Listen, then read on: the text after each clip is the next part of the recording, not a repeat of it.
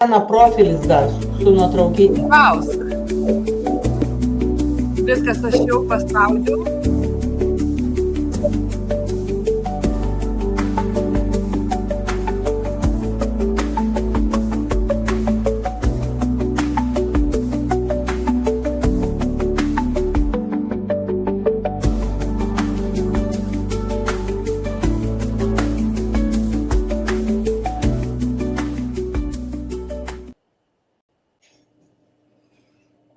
Tai labas vakaras visiems. Labas, labas. Nu, ar tu pasispaudė jau viską? Nu, kaip ir viską. Ar mane girdit?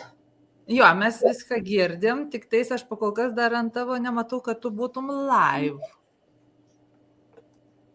Nu, ką dar turėčiau? Šiaip aš matau ir tave, ir save. Aha. Bet čia yra Streams is to you audiencija. Taip. Vėl iškritęs.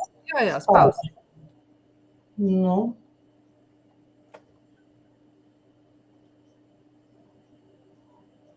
Čia yra pliusiukas prie mano add a new destination. Spausk irgi. Jo. Nu vėl krenta Facebookas. Taip, gerai, spausk. Dabar spausk. Facebooko profilis. Test kaip Irena. Labas vakaras visiems, aš sveikinuosi, jau su Silvija sveikinuosi, su Aurelija. Connected? Spausk, ne? Taip, nuspausk. Connected. Ne, čia nieko negaliu paspausti. Tai StreamYardą spausti. Ta nuorodą, niekur daugiau negaliu paspausti. Nu, palauk, aš tą pažiūriu.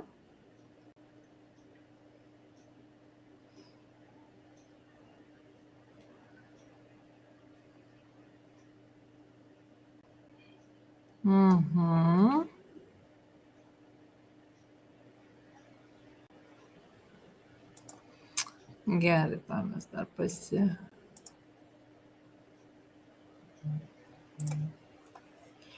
susijungsim, kol įsivažiuos viskas, tuoj. O šiaip aš girdžiuosi ar... Jo, viskas gerai, tu labai gerai girdiesi.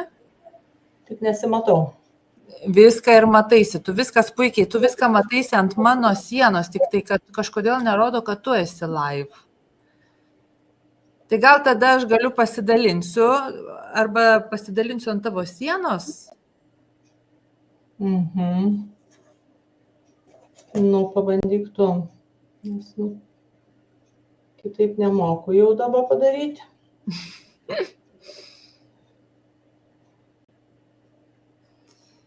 Gerai. Nu va, pirmi kartai. Taip, nieko tokio, viskas gerai. Tai viskas gerai. Svarbu turi norą bendrauti, kalbėti ir pajokauti. Tu žinai ką, tu gali gal pati per telefoną nueiti į Facebooką ir pasidalinsi tada ant savo sienos ir galėsi tiesiog persidalinti. Mes galėsim pradėti.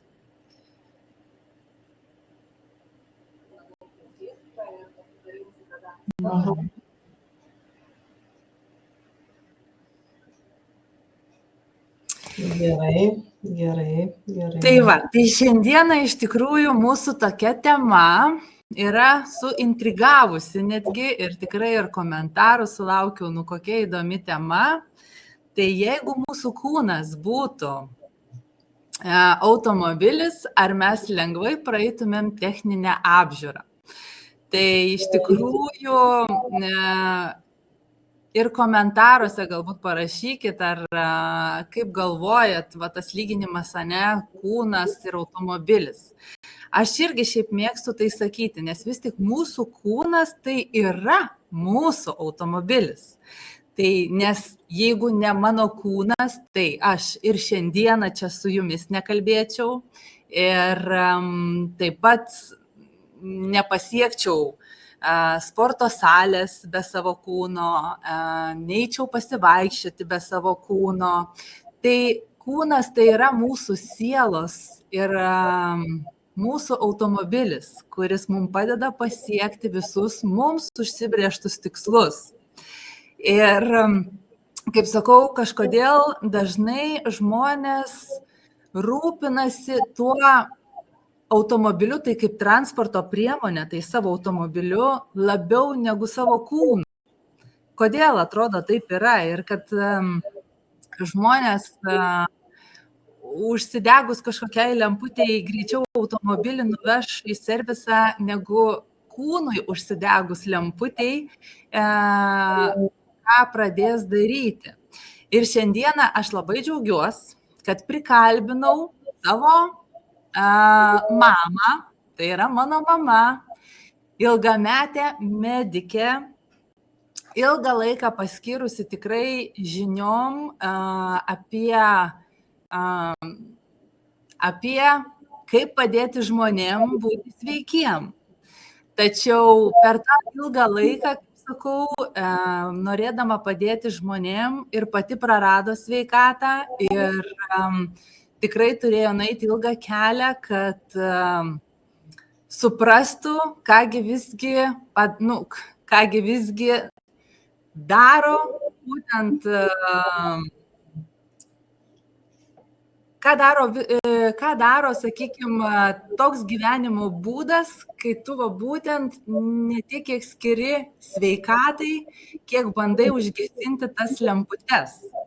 Tai ir iš tikrųjų, Irena, mama mano, aš gal kreipsiu šį vakarą ne kaip į mamą, bet kaip į medikę Ireną, kuriai ir užduosiu labai tokių tikrai verčiančių galbūt susimastyti klausimų ir labai lauksim atsakymų apie būtent mūsų sveikatą. Tai Irena, norėčiau tau užduoti būtent tą pirmą klausimą. Kaip manai visgi? Tai kodėlgi tie žmonės rūpinasi visgi labiau kartais netgi tuo automobiliu negu savo kūnu? Tai labas vakaras visiems, nežinau, kiek čia mūsų, matau, kad nemažai čia susirinkusių jau. Tai iš tikrųjų yra tokie, kaip pasakyti, įdomus, ne, tas mąstymas yra žmogaus ir jis turi ir gyventi tų metų nemažai, kad suprastų, aš lygiai taip pat turėjau praeiti tam tikrus kelius ir einu ir dabar ir mokinuosi, aš nesustoju mokintis, nes tai net neįmanoma, kadangi viskas kinta, viskas keičiasi ir ta tema iš tikrųjų ir juokingai skambanti ir įdomi ir labai dažnai nekreipiama dėmesio į tai. Kaip Inga ir sakai, kad sielos namai tai yra mūsų kūnas, mūsų ta priemonė, su kuria mes keliaujame, bet jeigu lyginti du kūnus, sakykime, savo ir mašina, mes pamirštame, kad mūsų mašina, mūsų kūnas, jisai nesustoja net minutį. O jeigu jis sustotų nakčiai, kaip pavyzdžiui automobilis, užgesinai ir jis nebedirba, jam nebereikia tų resursų. Ir jeigu mes taip atsijungtumėm nakčiai, tai tikrai nieks ir nebeužvestų. Ir kodėl dabar vis tik žmonės labiau rūpinasi tuom, kuris ir ilsisi ir būna atjungtas ir gali stovėti mėnesiais, ir po to vėl būti užvestas, bet juom pasirūpina lemputė užsidegus. Ir čia vėlgi aš išvelgiu kelių tipų žmonės. Vieni bijo atsakomybės prisiimti automobilį, nuvežė meistrui, paliko, ir savo rankas į kišenę susikišęs vaikšto ir pasiima, sumoka pinigus ir dažnu atveju nemažus ir važiuoja toliau, Bet aš uždaviau klausimą ir savo vyrui ir kitiem užduodu, vat, kodėl būtent va taip yra. Kodėl jūs rūpinatės greičiau mašina negu savo sveikata? Tai iš tiesų būna taip, kad, sako, reikia važiuoti. Nu, reikia važiuoti. Bet tai gerai, bet jeigu tu esi pavargęs, jeigu tu jauti kažką tokio, tai jeigu ir važiuoja ta tavo mašina, bet už vairo sėdi jau su degančia lempute, tai pavojus yra ne tik tai, kad tam žmogui, kuris vairuoja, bet ir tam, kuris gali pasitaikyti šalia tavo vairuojamos mašinos. Tai va yra tokie, kur tos atsakomybės vengimas yra lempučių gesintojai tiesiog, jisai ir pats savo užgesina, ir mašinai pasijungia ten kažkokį kompiuterį, pamatė, panaikinam klaidą. Tai čia lygiai taip pat va žmogus, suskaudo kažkas, išgėriau tabletę, panaikinau klaidą ir gyvenu toliau. Ir visiškai nepažvelgia plačiau, giliau, kas gali nuo to ir atsitikti. O nemaža dalis yra, žinokit, ir tokių, kuriems yra išorė svarbiau. Jisai geriau pasiims mašiną iš salono, važiuos su ją, mėgausis, bus matomas, bus kažkaip atkreipiama dėmesys į jį, bet savo sveikata jau tada nebelieka. Sako, per brangu yra. Tai jau tada žiūri, kas pigiau. Tai tikrai ir tų tipų žmonių galima čia pririnkti nemažai.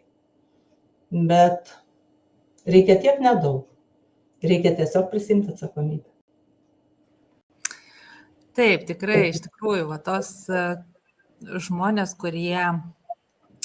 kuriems atrodo tie išoriniai dalykai, padarys tai per pakeisdami mašiną, jeigu lemputė užsidegė, pakeičia mašiną, arba, kaip tu sakai, užgesina ir tada ieško tų, kaip sakau, tai yra investicija didesnė į tą išorę negu į patį save. Bet gerai, tada, tai kaip tas lemputės, ta kontrolinė lemputė, kokie tai būtų signalai kūnui? Oi, labai daug signalų, iš tikrųjų yra daug. Kontrolinės lemputės, kiekviena jausena mūsų savijauta, jinai turi tam tikrą lemputę. Jeigu žiūrim plačiai, taip, turi tikrai, kiekvienas mūsų įvykis gyvenime, nuotykis, jisai turi tą lemputę ir mes turim jaust. Bet jeigu mes žiūrim siaurai ir turim savo tas tokias nuostatas, tai kontrolinių lempučių neturi tada tokiem žmonėm autoįvykiai, traumos įvairios, ūmus apsinuodijimai, nes jisai tiesiog atėjo viskas gerai, pavalgiau ir kažką ne tą suvalgiau ir greitai turiu kažkokį sveikatos sutrikimą arba kažkokią traumą, kur, sako, aš tai nenorėjau. Bet kada kalbi su žmogum, įsikalbi ir žmogus pradeda suprasti, kad iki to įvykio buvo kažkoks gyvenimas, kažką galvojo, kažką kūrė, kažką mąstė, su kažkom bendravo ir matomai kažkas buvo ne taip, kad tu patekai į tą situaciją, nes ne visi. Ir darbe, sako, visi serga.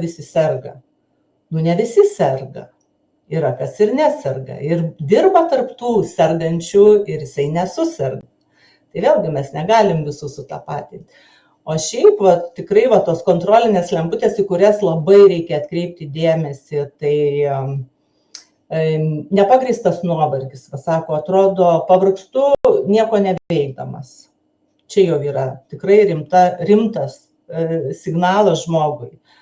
Energijos nebuvimas, darau, atrodo, nesunkiai čia, nesu kastuvu ir ne žemės ar nekasu, bet tiesiog pavargau. Pavargau pabudęs, esu pavargęs pabudęs. Ir aš pati tikrai ne vienerius metus važiuodavau į darbą iš namų, tai kelias buvo apie 30 minučių, tai pati nevairavau ir atsisėdu ir užmiegu iki darbo.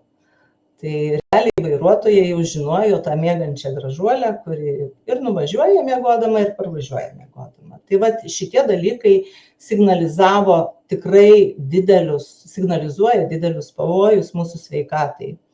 Skausmas, kuris gali bėgioti, o jeigu skauda galva, tai apskritai reikia labai susimastyti, ar virškinimo sistema tvarkoj, ar vandenį mes geriame. Ir tikrai labai yra svarbus dalykas skausmas. Nemigos, sako, pamiegu, paskui pabundu, nebegaliu užmigti. Vėlgi reikia žiūrėti šitą cirkadinį laiką, kokiu metu pabundi ir koks organas yra aktyvus tame laike, gal jam reikia pagalbos. Nerimas, tai irgi toks žmogus nerimastingas. Tai vėlgi kažką pranašauja ar mūsų nervų sistemai, ar širdžiai. Iš tiesų labai daug yra įvairių signalų, bet daugelis gyvendamas tuo automatiniu gyvenimu tokiu tiesiog nejaučia savęs. Bet dabar yra tas laikas, kad mes turime pajausti ir kada mes pradedame jausti, išgirsti save, pamatyti save, daug lengviau yra. Daug lengviau yra užbėgti įvykiams už akių, pašalintas priežastis ir nenugrimsti į kažkokius gilius susirgimus. Yra tikrai tų priemonių. Tai va, daug, tikrai yra daug. Atkreipkim, girdėkim savo kūnus ir pamatysim, kaip viskas yra paprasta. Jo, iš tikrųjų, tu tikrai labai daug išvardinai tų tokių signalų, kaip ir sakai.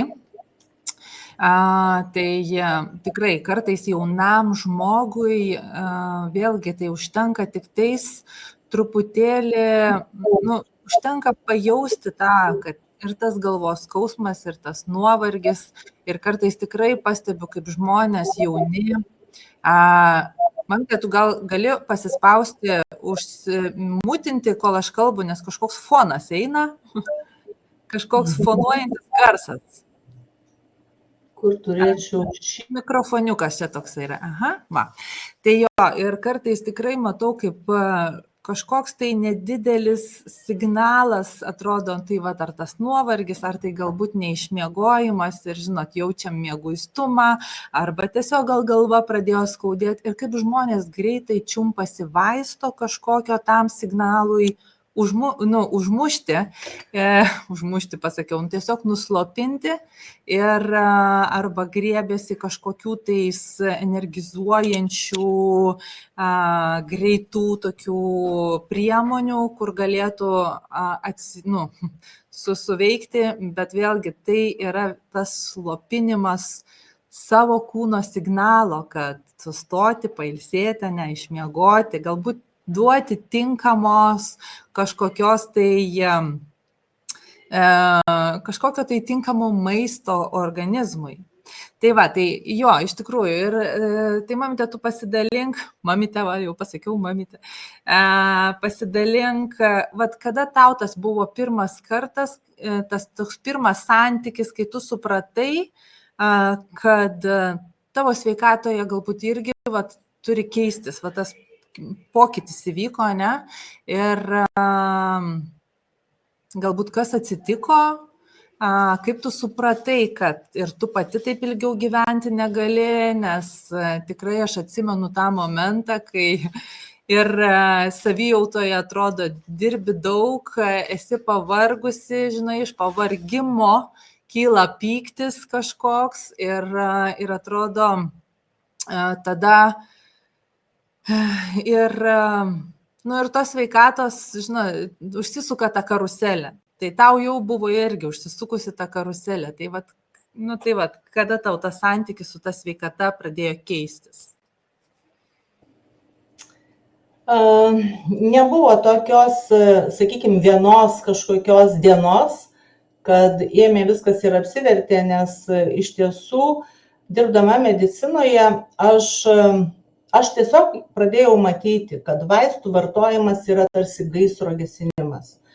Ir kuo daugiau dažniau gesini tas lemputes, išjunginėjai ir atėjusiems žmonėms irgi, toks buvo protokolas, nes, sakykime, kada tu turi čia ir dabar padėti žmogui ir užgesinti tą lemputę, suduoti vaistus, kad jisai toliau galėtų dirbti. Ir kadangi darai tai su kitais, tai negi kitaip darysi su savimi, kol tu neturi dar tų žinių. Ir palengva su kiekvienais metais, lankydama įvairius seminarus, kursus medicininius, aš tiesiog išgirsdavau po vieną kitą sakinį tokį, kur tikrai parsiveždavau ir parsiveždavau į darbą ir jie būdavo mano kasdieninėme tokiame, primindavo man būtent apie tai ir vis, kuo toliau su metais, tuo daugiau kilo įvairių klausimų ir netgi artimoje aplinkoje aš mačiau, kaip iš tiesų vaistai vis pradeda kažkaip ne taip suveikti ir vis gąsdinti pradėdavau jau save ir tai vyko ne vienerius metus, kada mano mama patekdavo į ligoninę su vienokiu ar kitokiu sveikatos sutrikimu ir aš vis sakydavau, jeigu dabar neišgelbės, padedu diplomą.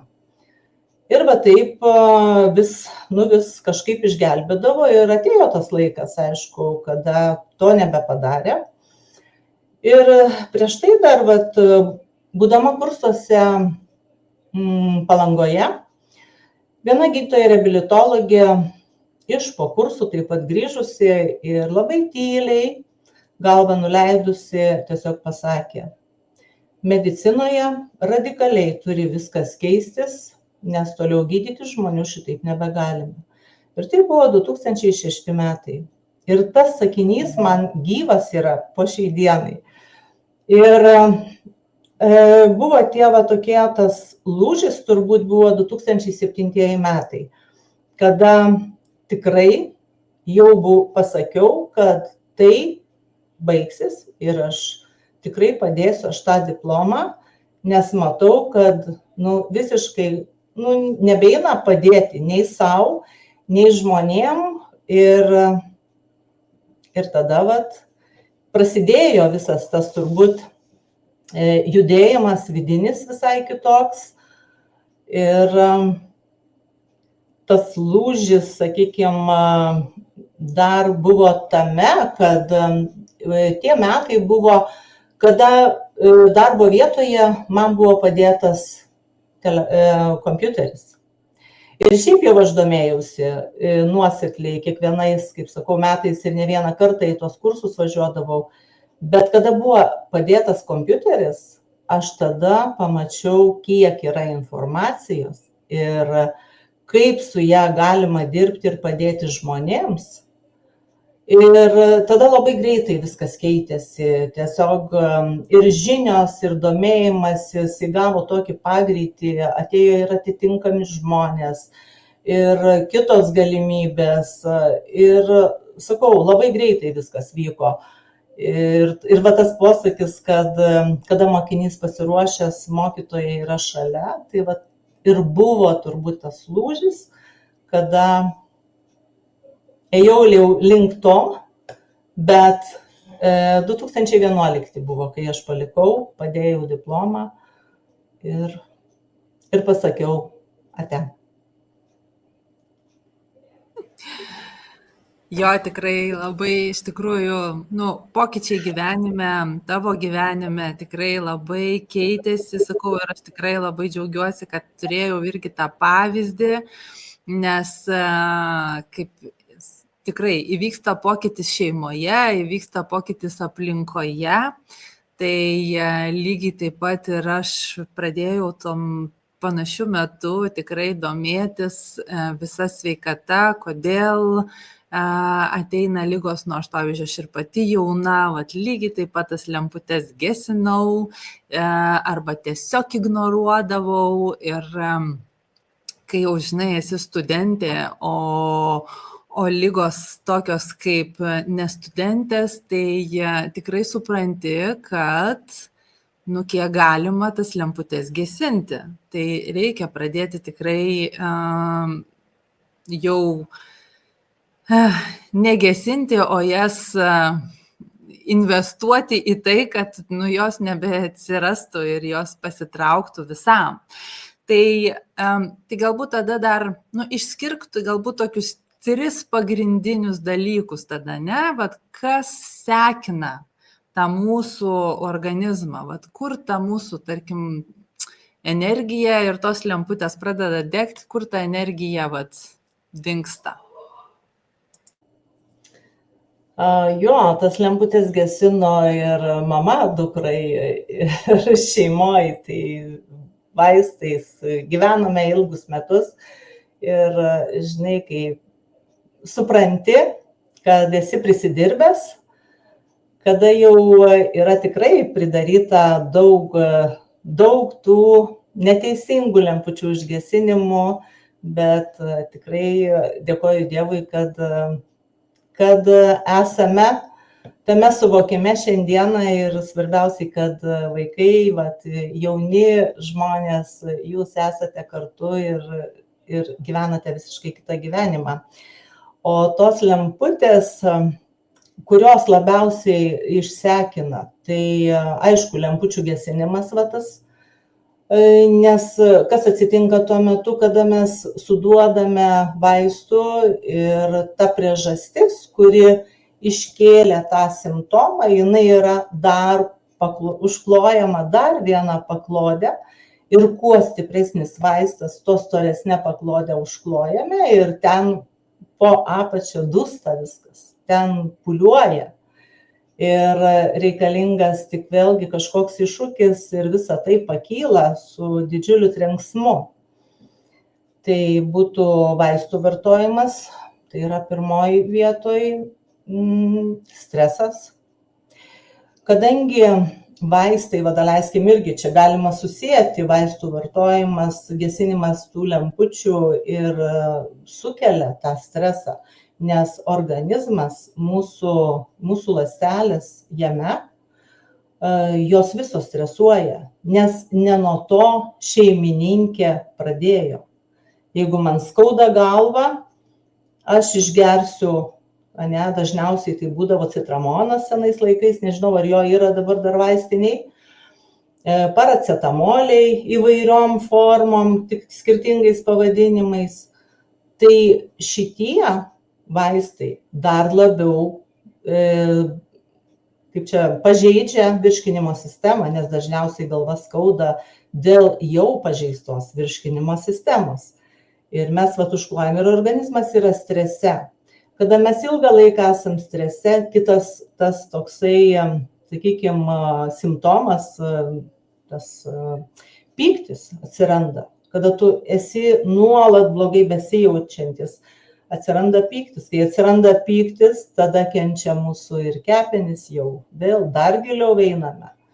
Kepenys sutrikusios, sutrinka visa mūsų medžiagų apykaitos procesai, apsivalymo organizmas ir kas tada mes apsinuodijam, patys save apnuodijam savo lygomis, savo stresu, savo pykčiu ir tada ta mityba, kurią valgome irgi nesubalansuota dažniausiai, tai jinai apskritai praranda prasmę. Čia lygiai taip pat, dabar tokia mintis atėjo, jeigu mes užterštumą turim namuose didžiausią, kada nežinom dažų ar lakų kažkokių sąsajų, tai lygiai taip pat ir organizme, kada jau jis yra strese, jis yra piktas, pavargęs, mityba nesubalansuota, kas ten gaminasi mūsų organizme? Tai, pagalvokime. Ir ne, tada jau tikrai žiauru, ten pūva, rūksta, burbuliuoja viskas ir skrandis šaukia, viešpatie, ką tu ten darai, šeimininkė. Tai tokie, iš tikrųjų daug galima čia išskirti tų dalykų, bet tokie 3 pagrindiniai, tai čia ir yra pagrindiniai. Stresas, pyktis, nesubalansuota mityba. Jo, iš tikrųjų, stresas, pyktis, tai čia jau kaip ir, žinai, tokie dalykai, kur mes, pyktis vėlgi jisai atsiranda tada, kai mes jaučiamės negerai, mūsų kūnas badauja, žinai, kaip yra, skrandis kaip ir pamaitintas, bet mūsų ląstelės badauja, ane? Ir jeigu jau yra taip, vėlgi tas pyktis jisai lygiai taip pat ir kyla ir stresas tada kyla organizmui, ne? Ir kartais atrodo tikrai, kad vienas video man labai patiko tokio vieno daktaro, jisai pasakė, sako, žmonės iš tikrųjų,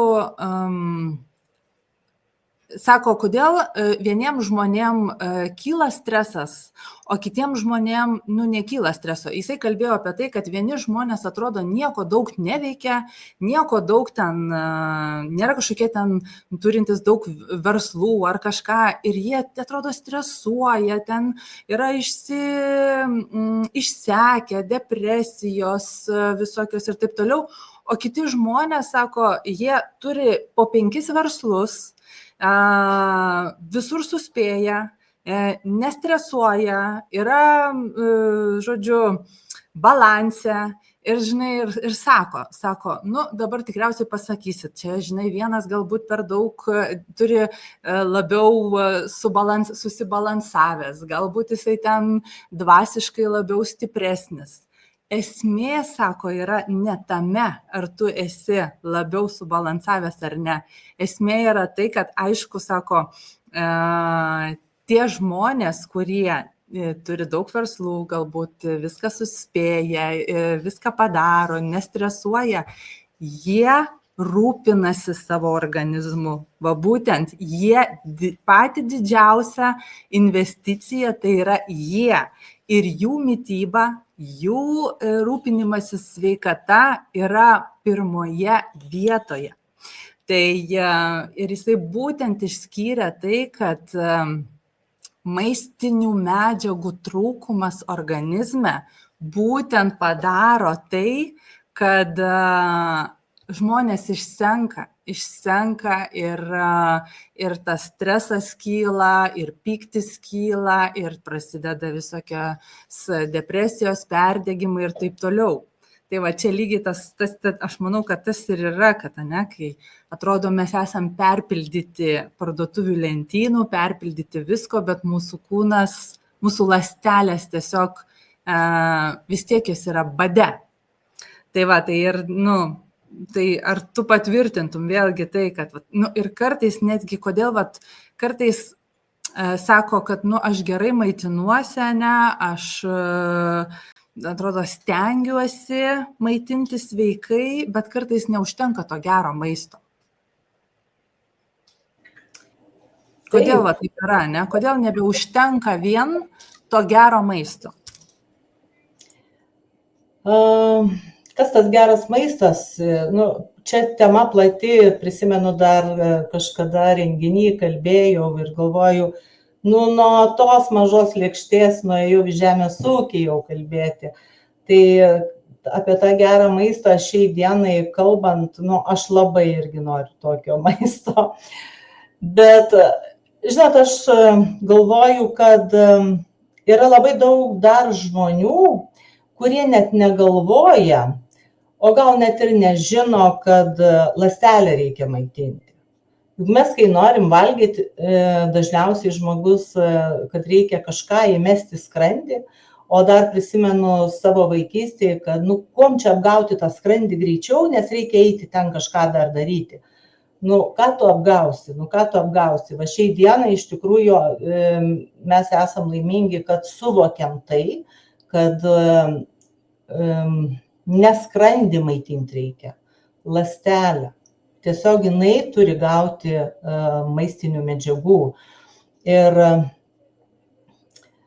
atsirinkti jį, taip pat maistą, reikia ypatingai šiai dienai žiūrėti, skaityti etiketės, rinktis ūkininkus netgi, kur tas maistas yra geresnis, kur jis yra saugesnis. Nes ir vat su vienu ūkininku kalbant, jisai tikrai labai puikus žmogus, sako, bent 30% mūsų organizme turi būti to tikrojo maisto ir tada mes jau tos energijos išsaugosim pakankamai ir galėsim tada nuveikti daug daugiau tų darbų. Bet kad tą suprasti, kad tą sužinoti ir šiandien dirbdama su žmogum kalbam apie tai, sako, bet tai tik pas tave čia gali taip išgirsti, kalbant apie tokius, sako, man tai netenka išgirsti apie tai, kad čia ką ta ląstelė turi valgyti, kodėl jai reikia tiek to maisto, kad tai reikalingos yra žinios. Reikia domėtis, reikia skaityti, neatmesti, nes mes gyvenam tuo tokiu senu sukirpimu ir nuostatos, tie įpročiai mūsų, atrodo, susiformavo, taip tėvai darė, taip reikia mums daryti ir taip jau reikia perduoti ir toliau.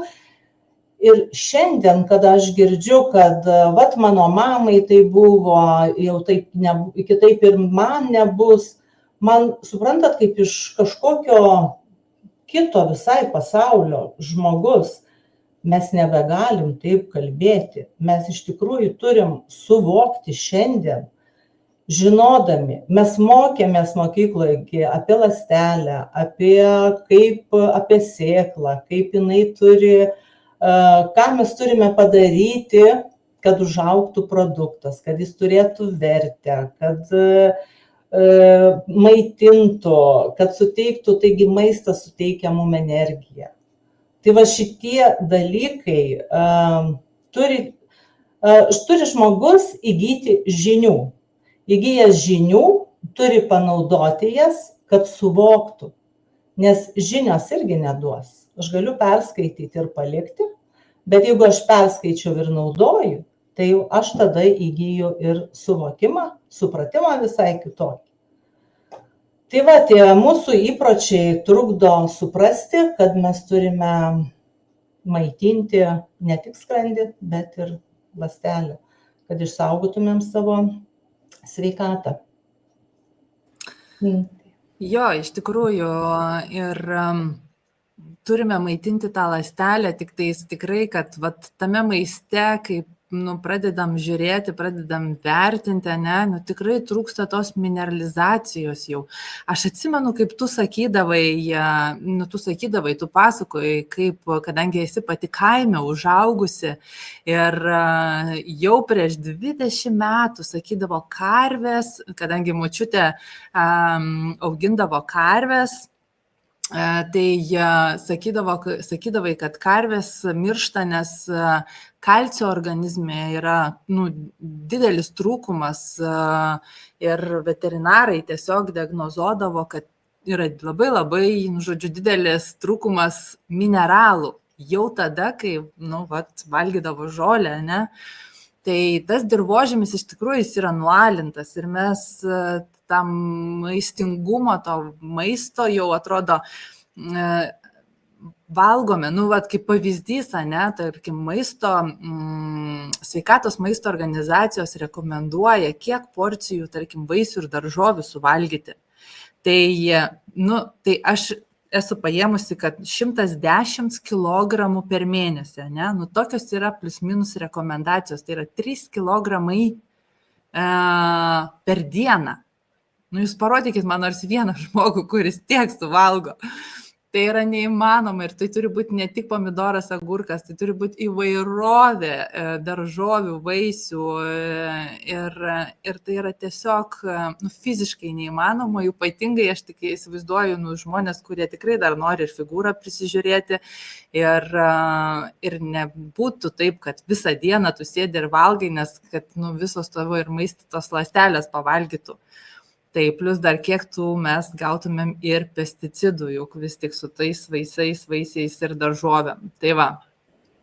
Tai jau gerai, tikrai nepalaikim tų kiekių tokių, nes jeigu taip žiūrėti, tai į skrandį tai ir ateina maistas, maisto produktas, o ląsteliai reikia maistinės vertės to produkto, kurį mes suvalgėme.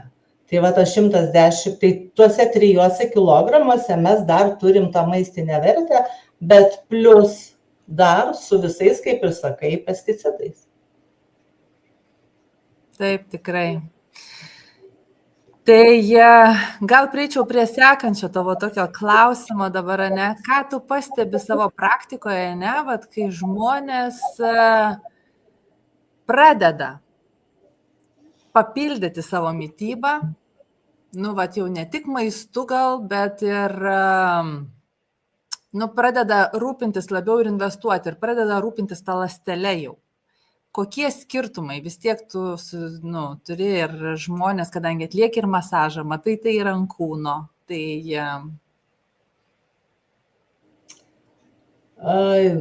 vėlgi čia, mane užkabinkit su kokiu nors klausimu, tai aš galiu kalbėti. Pasistengsiu trumpai. Iš tiesų taip, darau masažą jau nuo 1992 metų. Tai kodėl aš jį dar šiai dienai darau? Man yra įdomu, kaip keičiasi žmonių raumenys, kurie kažką daro, ar tai sportuoja, ar vartoja, kad ir tos, sakykime, sintetinius maisto papildus, maistinės medžiagas, žiūri maistą arba nežiūri maisto, bet vartoja, sakykime, maistinės medžiagas. Ir kiekvieno jų skiriasi raumenynas, skiriasi elastingumas to raumens ir netgi tikrai atlieku dar ir tą biorezonansą darau. Tai labai matosi, kas ten jo viduje yra ir kada jį dar pačiupinėjai tą žmogų, prisilieti prie to raumens, tu matai, kad trūksta magnio, realiai visiems trūksta, kurie ateina ir nori to atpalaidavimo. Ir kada žmogus nenori vartoti teisingo magnio, kuris tikrai atpalaiduotų tą raumenį, pagerintų kapiliarinę kraujotaką ir apskritai, taigi ne tik išorinį raumenį atpalaiduoja, bet ir vidaus organų lygiuosius raumenis, tai visiškai yra kitas jausmas. Ir tada rezultatas ir tų priemonių, tų masažų yra to išorinio, tuo labiau dar jeigu sporto salę lanko ir jis nieko neinvestuoja į save tinkamai, tai tie raumenys tikrai yra strese, yra įtampoje ir dirbti su tokiais žmonėmis nėra lengva, bet norisi jiem padėti ir per tą kalbėjimą, per tas žinių suteikimą, po trupučiuką žmogus pradeda kažką keisti, dar labiau keisti savo gyvenime. Tai va, ir matosi labai ir tų kraujagyslių trapumas irgi, toj mėlynės darosi, nuo lengvo prisilietimo. Tiesiog sutraukti yra. Kaip žmogus sako, jau aš sutrumpėjau, žmogus neturi trumpėti. Čia ne kaulai sudyla, bet tiesiog raumenys, prarasdami savo elastingumą, jie traukiasi. O jeigu jie traukiasi ir žmogus. Ir kas tada? Tada sąnariukai išvaikšto, išsisukinėja, keičiami sąnariai, vėl, ta mašina, vėl mes galime grįžti. Žmogaus kūnas patampa kaip mašina ir tada jau dalis signalų tie pašalinimai. Bet maistinių medžiagų vartojimas ir teisingų, saugių maistinių medžiagų vartojimas tai yra nepamainomas dalykas iš tikrųjų. Ir taip norisi, kad žmonės kiekvienas išgirstų, suprastų, suvoktų, kad maistinė medžiaga saugi, švari, jinai yra šiandien gyvybiškai svarbi kiekvienam. Tai tiek turbūt šituom. Taip, tikrai. Ir kadangi pradėjai kalbėti apie maistinės medžiagas, tai pati tikrai žinau ir ačiū tau, kad ir į mano gyvenimą parnešė, į šeimą parnešė ir mano gyvenime taip pat tai pasiliko, kaip sakau, nepaleidau aš tos tavo atneštos žinutės. Tu prieš 19 metų pasirinkai būtent maistinės medžiagas, tai ne tik maisto papildai, tai yra būtent sveikatos filosofija, kuriančią kompaniją, ne, tai yra Neolife kompanijos produktus. Būtent tas maistinės medžiagos, kurios pakeitė tavo supratimą, pakeitė tavo apskritai gyvenimą, pakeitė tavo sveikatą ir galbūt tu papasakok, koks buvo tas produktas, kuris atvėrė tavo akis ir va būtent, kaip buvo, kad va būtent tu nusprendei, kad čia yra tas tikrasis, su kuo tu nori pasilikti. Jo, 18 metų ir aš nevartoju jokių vaistų. Ir tai yra keista daugeliu į mano amžiaus žmonių, kaip čia taip gali būti. Nu, bet yra taip ir taip gali būti. Ir nei aš ieškojau, tais metais aš neieškojau, kad būtinai aš čia surasiu tokį, kas mane išgelbės, kad keisti reikia. Taip, tą supratau, bet į ką keisti. Ir žinot, kartais sako, kaip tą Neolife suradai, Neolife suranda mumis. Ir žinot, kaip tas atsitinka, kad mus pasiekia žmonės, kuriems mes rūpime, kuriems esame svarbus. Ir aš buvau svarbi savo puseseriai ir jinai išdrįso man su ta didelė karūna papasakoti apie tą Neolife ir tikrai labai džiaugiuosi, kad tą karūną sugebėjau taip nepasididinti, o ją sumažinti ir paimti produktą, apie kurį man tiesiog davė paskaityti susitikimo metu. Ir aš tada supratau, kad to produkto man reikia gyvybiškai šiandien ir ne vėliau ir kiekvienai mano ląsteliai. Ir tai buvo omega. Ir tas produktas ir buvo, kuris mane sulaikė čia, kaip čia suleidau šaknis ir privertė, neprivertė, aš jau tiesiog pati norėjau domėtis ir žiūrėti, kodėl taip suveikė, kodėl aš čia visai kitaip prabudau vieną rytą ir tai buvo labai greitai, tai buvo 3 rytas ir paskui galvoju, kodėl man taip greit suveikė, matomai tikrai ateina tas laikas, kada mes turime, kada mumise jau atsiranda ta nuojauta tokias, kaip suvokimas, kad greitai pradeda veikti produktai ir greičiau viskas vyksta. Tai tai buvo man su omega. Ir aš tada pradėjau domėtis, kas čia per kompanija, kokia jos filosofija, kiek jai tų metų, kodėl tie produktai veikia, atvažiuodavo, tie metai buvo 2007, atvažiuodavo mokslininkai, jie kalbėdavo. Jie nekalbėjo apie kažkokius pardavimus, jie nekalbėjo apie tai, kad tu čia privalai, ar tu čia turi. Jie tiesiog mokino, jie pasakojo, kas yra sveikata, kaip jinai yra išsaugojama. Ir taip įdomu man pasidarė ir kuo toliau, tuo dažniau aš ėjau ir tiesiog domėjausi visą tą jų filosofiją tais produktais. Pradėjau aš bandyti juos visus ant savęs įvesti palaipsniui ir aš tikrai kiekvieno jų jaučiau veikimą atskirai, nes aš turėjau problemų tiek, kad daugiau jau turbūt nebetilpo manyje. Jau nuo to lėtinio nuovargio iki inkstų akmenligės ir kraujuojančios opaligės, o ten jau nebevardinu to vidurio viso. Tai pakeitė apskritai mano požiūrį ir kaip į moterį, kaip į mamą, į žmoną ir apskritai į gyvenimą, į mediciną ypač. Nes, sakau, buvo 2011 metai, kada aš padėjau diplomą ir dėl to, kad negalėjau darbo vietoje ir ko gero ir šiandien negalima to daryti, tiesiog kalbėti žmonėms apie sveikatą ir duoti jiems patarimus, kaip sustiprinti save.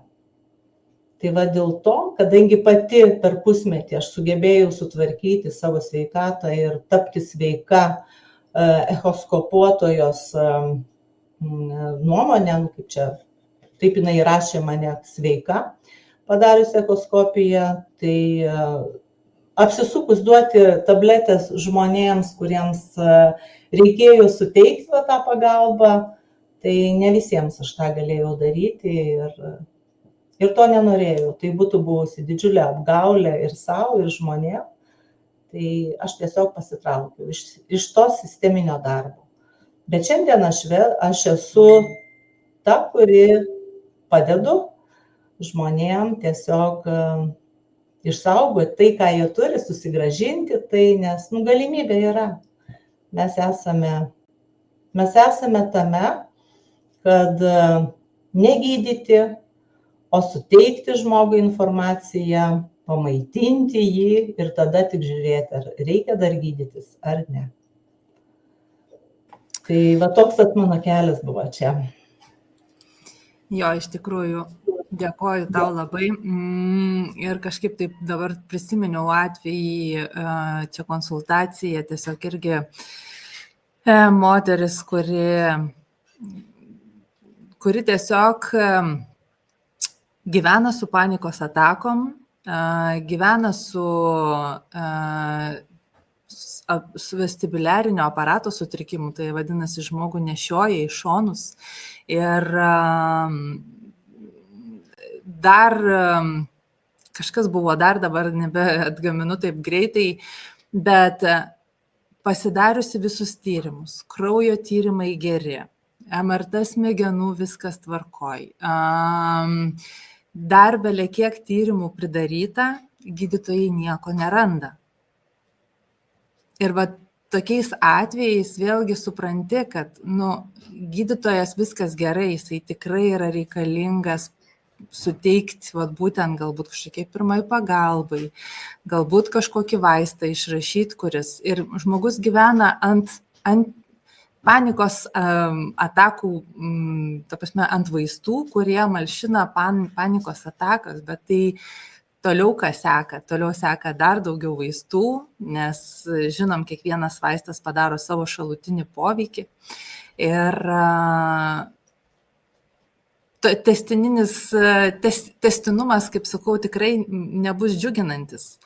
Tai va, tai tokiems iš tikrųjų žmonėm atrodo, taip norisi, kad pamaitintų žmonės ląsteles, nes tiesiog trūksta maistinių medžiagų, kurios daneštų galbūt deguonį iki smegenų ląstelių, galbūt kažkur stuburo raumenų atsipalaidavimo reikia, kad tiesiog, žinot, kaip yra tiesiog maistinių medžiagų trūkumas, jisai suka tą ratuką atgal ir organizmas mūsų yra toks nuostabus dalykas, kad kai mes jam duodam tinkamus įrankius, tinkamas maistinės medžiagas, poilsį, vandenį, judėjimą, jisai tiesiog pradeda sukti tą ratuką atgal, jisai pradeda pats dėlioti reikalus į vietas, į tas lentynėles.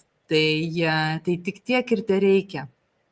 Tai va, mes iš tikrųjų užtrukom pakankamai ilgai. Šiandieną dėkoju visiems, kurie šiandien tikrai labai ir stebi ir žiūri ir komentuoja, labai dėkoju už visus pasilabinimus. Tai, mamyt, paskutinis klausimas tau. Ką pasakytum, žmogui, kuris vis dar sako tau, kad aš valgau gerai, man nereikia jokio papildymo? Nu, čia iš tikrųjų vėl nėra vieno atsakymo ir nėra, kaip čia, vieno žmogaus, kuriam atsakytum visą laiką taip pat ar kažkaip kitaip. Tas, kuris bėgdamas pro šalį tai pasakytų, sakyčiau, skanaus, susitiksim kažkada. O jeigu žmogus, nu, va taip dar liktai matyčiau, kad nori su manim pabendrauti, tai sakyčiau, būk geras, pasidalink, prašau, apie gerą maistą, aš taip pat noriu gerai valgyti. Nu, tik tiek. Aš nebeįrodinėju nė vienam, kuris nori, nu, galbūt tai yra vėlgi toks, gal reikėtų va to kažkokio apėjimo aplink tą žmogų švelnaus, švelnesnio, bet kuris kalba švelniai, kuris, matau, nori žinių, tai su juom ir gali kalbėti, bet tikrai nebeįrodinėju, nes nu, tai yra laiko gaišinimas ir to žmogaus, kuris nenori girdėti, ir mano laiko. Tai va, tai pašalinkim nuostatas, pašalinkim tuos įsitikinimus, kurie taip tvirtai įaugo arba įsodino mums praeitis. Ir pažvelkim, nu, tai realybei, tikrai realybei į akis ir pamatysim, kad visiškai yra kitaip, visiškai kitaip galima gyventi ir turėti tą, nu, tikrąjį gyvenimą. Jo, taip pat, būkim kartu. Taip, tikrai kartais pakeitę kažkokią tai nuostatą, savo įsitikinimą, mes galime pakeisti absoliučiai visą savo gyvenimą. Tai reikia tiesiog, galbūt, žinoma, ir pačiam žmogui pradėti labiau domėtis ir galbūt pasiklausyti kažko ir atrodo, kai kalbė, atrodo, ir aplinkui savo rate, žinai, sako, susitinki ir sako, va, man tas sakė taip ir taip, nu, aš tau sakiau jau taip, jau seniau atrodo, žinai, sako, kažkur turi vis tiek išgirsti. Tai va, tai visada domėkime savo sveikatą ir kalbėkime apie tai, kad kodėl yra svarbu, dalinkimės jau, kas mokomės toje srityje ir iš tikrųjų dėkoju dar kartelį visiems. Jeigu norite padiskutuoti, norite daugiau žinių, norite kažkaip tais galbūt konsultacijos, norite Irenos konsultacijos, galbūt komentaruose taip pat rašykite noriu ir arba galite tiesiog nueiti ant Irenos Žalimienės profilio Facebook'e ir ją susirasti taip pat. Jei tiesiogiai parašyti, jinai su mielu noru pakomentuos, padiskutuos ir atsakys į jūsų norimus klausimus. O jeigu norite tiesiog dar galbūt daugiau sužinoti apie sveikatą, galbūt norite, kad pakviestumėme į kitus tikrai informacinius renginius, nes jų vyksta labai daug ir vyksta skirtingų sričių, tiek mitybos terapeutų, tiek įvairiausių gydytojų, vaistininkų ir biologų, netgi mokslininkai atvažiuoja. Tai rašykite komentaruose sveikata ir mes taip pat atsiųsim jums kažkokią tai informaciją, kuri galbūt jums bus aktuali. Tai va, tai dėkoju tau, Irena, mamytė. Dėkoju dukrytei, kad pakvietė kalbėti, biški man čia irgi, žinokit, stresas toksai pirmas kartas, bet ačiū labai, ačiū visiems, kurie dalyvavote, iš tikrųjų bendraukime, kaip sako, norime būti sveiki, būkim tarp sveikų, kas nori būti turtingas, jeigu būna tarp turtingų, tai o jeigu sveikatą skaitome turtu, tai čia tada rasite viską, ir turtus, ir sveikatą. Nu, tai iki gražaus vakaro, iki pasimatymo. Iki.